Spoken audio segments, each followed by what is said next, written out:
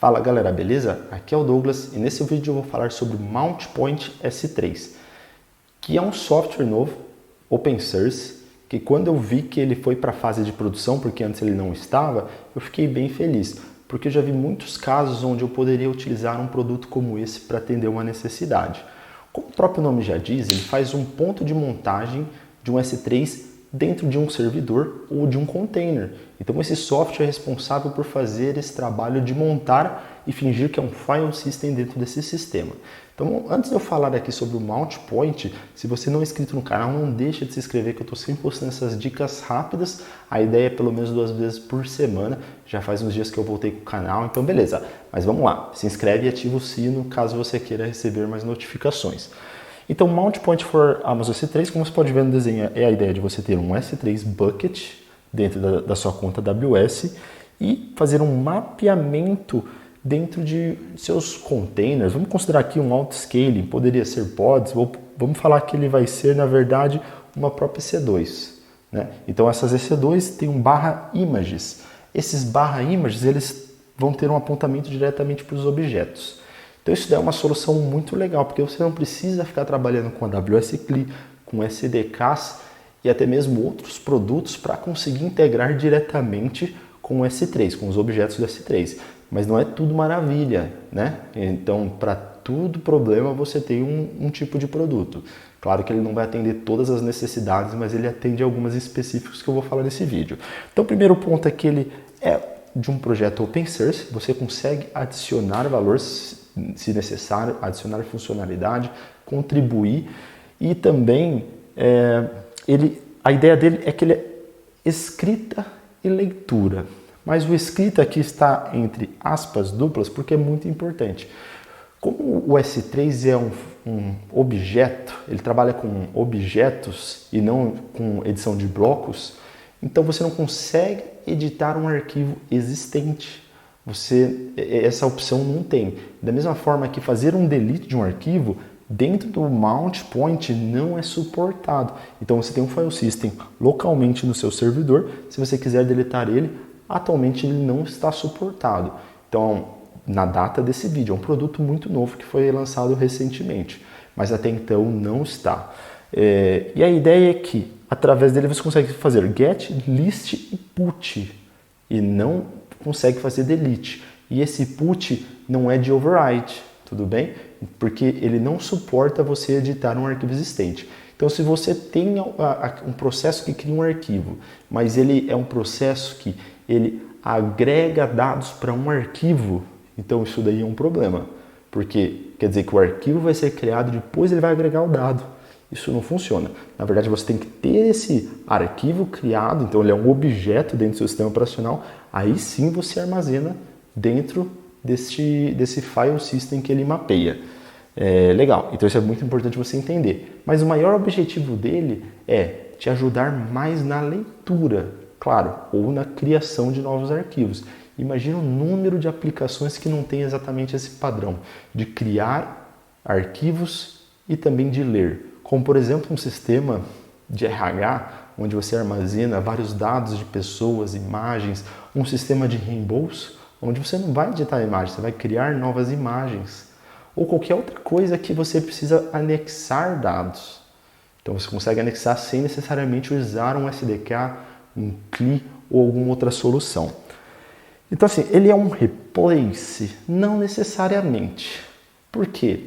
Dependendo do tipo de produto que você tem hoje, talvez ele já tenha nativamente. E também se você colocar na balança e fizer testes de latência, você vai ver que sem dúvidas, geralmente pelos testes que eu fiz, a sua aplicação, se você falar diretamente com as SDKs, sem dúvidas você vai conseguir ter um throughput melhor ou uma latência melhor, tá? Então faça o teste por você mesmo para entender isso daí. Mas a latência, sem dúvidas, você consegue, porque quando ele está mapeado dentro do seu sistema operacional, você adiciona novas camadas de busca desse arquivo. Então ele passa por outros layers a mais. E qualquer coisa que você coloca a mais no caminho, com certeza ele vai aumentar um pouco a latência.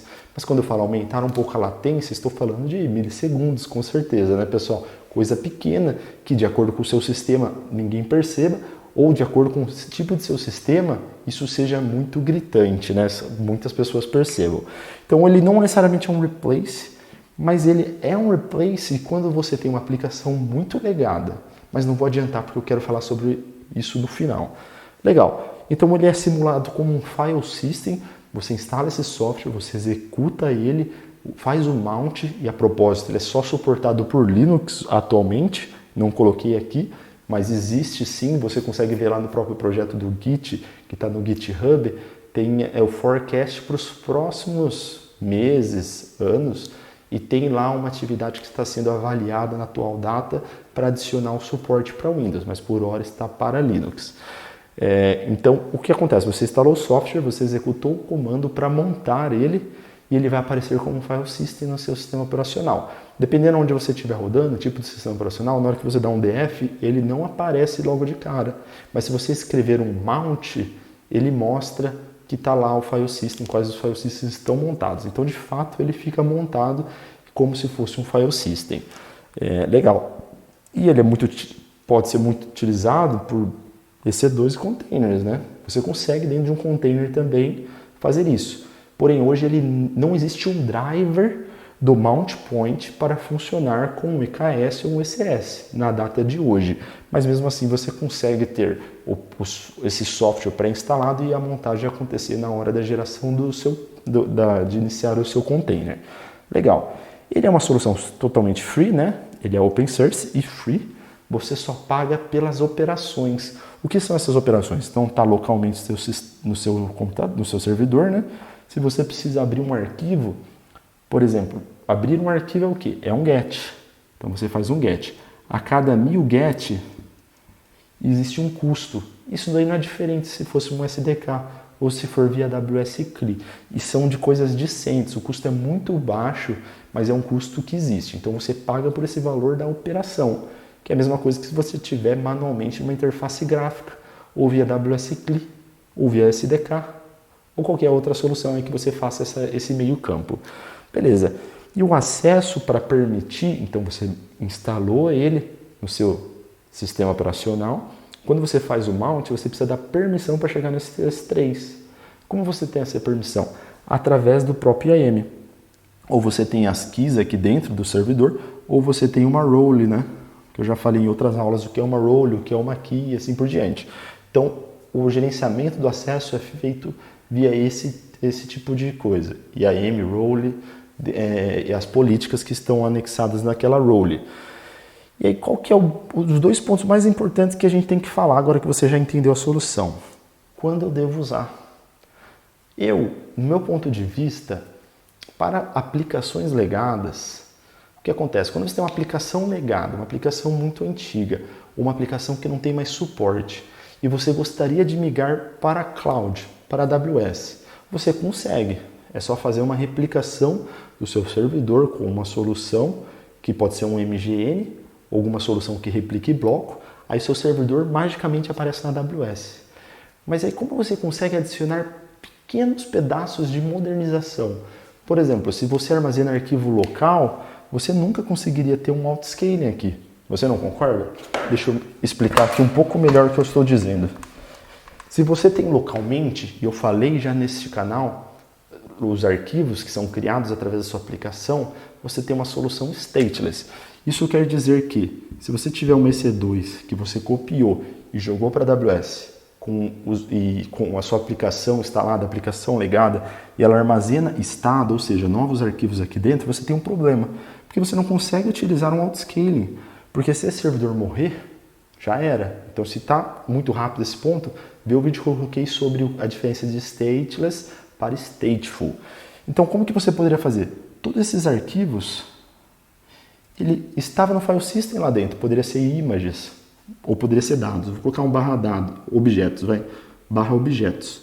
Então, sua aplicação procura dentro do file system local objetos. O que você pode fazer é matar esse file system e jogar todos esses objetos para dentro de um bucket. Isso quer dizer que você poderia ter agora 2 EC2, eventualmente até mesmo um autoscaling, e os seus objetos, na verdade, eles não estão mais armazenados dentro do servidor. Eles vão estar armazenados dentro do S3. Entendeu a arquitetura que você consegue mudar? Mesmo a aplicação legada, você consegue ter uma modernização e ter os benefícios da cloud. Aí a gente para de falar de uma migração mais simples e começa a falar de uma migração onde você começa a ter alguns fatores dos benefícios de rodar realmente em uma nuvem. Legal, então ele é muito bom para legado. E aí uma pergunta, ele também é bom para modernizar, para as aplicações modernizadas? Bom, não existe resposta única, tudo vai de acordo com a sua latência. Eu particularmente acho muito mais viável você ainda usar um SDK ou na sua própria aplicação você já falar diretamente com o S3 para fazer as atividades que você precisa. Por quê? Se você fala diretamente com a API, você evita de ter eventualmente um bug que você não esperava. Então, porque toda vez que você adiciona um novo layer, alguma coisa entre o seu caminho, você aumenta os riscos. E se estamos falando de uma aplicação legada, ok, porque você já tem vários riscos lá. Você está melhorando a aplicação, adicionando alta disponibilidade, por exemplo, que foi esse exemplo que eu falei, elasticidade, que é a possibilidade de ter 2 servidores. Agora, se a gente começa a falar de uma aplicação modernizada, que a gente já espera que ela tenha essas capacidades, você adicionar um layer a mais não faz muito sentido, é inviável. Então pode ser que te atrapalhe a longo prazo. Mas de qualquer forma, se isso não for um problema a ser levado em consideração para o tipo de aplicação que você está criando, sim, se isso vai otimizar seu tempo, show! Só valide a questão da latência e throughput se vai atender a demanda que você realmente tem. Mas, de novo, meu conselho é para ir um caminho um pouco diferente nas aplicações modernizadas. Beleza? Então é isso daí, pessoal, que eu tinha para falar sobre o Mount Point. Se você quer mais detalhes sobre ele, procure aí na página do GitHub por Mount Point-S3 e você vai saber mais como que ele funciona, como você pode usar e instalar. Beleza? É isso aí. Valeu, falou, vamos nessa!